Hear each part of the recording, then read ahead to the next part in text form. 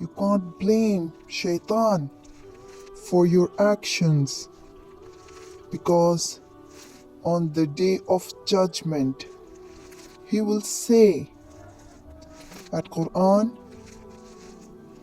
I had no authority over you except that invited you, and you responded to me.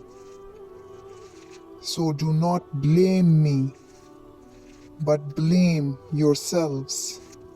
Another verse in the Quran, that surely Shaitan is an enemy to you, so treat him as an enemy. He only invites his Hizb followers, and they become the dwellers of the blazing fire.